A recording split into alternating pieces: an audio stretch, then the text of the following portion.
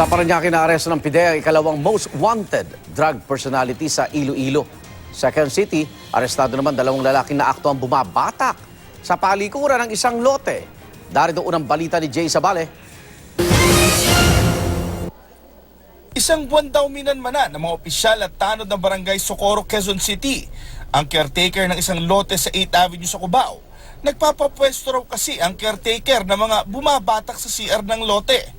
Pasado las 4:30 ng hapon, huli sa aktong gumagamit ng shabu sina June Pagulayan at Samad Sali pero wala ang sinasabing caretaker.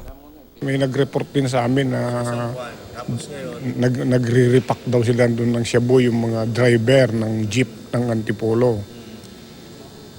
Hindi lang po namin sila matsambahan.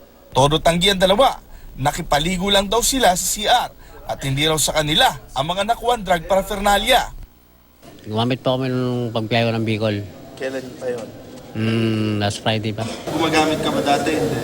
Ano din po yung sinagot niya doon, yun po sagot ko. Bumagsak naman sa kamay ng PIDEA ang number 2 most wanted drug personality ng Iloilo na si Edney Prevendido. Nakuha sila ng impormasyong nagtatago sa Parañaque ang sospek at sa bisa ng warrant, naaresto nila ang target alas 7:30 kagabi. Na-timingan naman natin na saktong parating siya nung time na yon. Kaya talagang kinordon yung area para hindi na siya makatakas.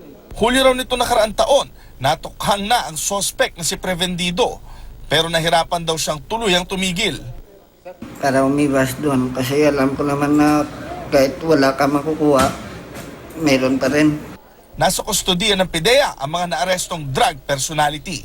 Para sa unang balita, Jay Sabale reporting.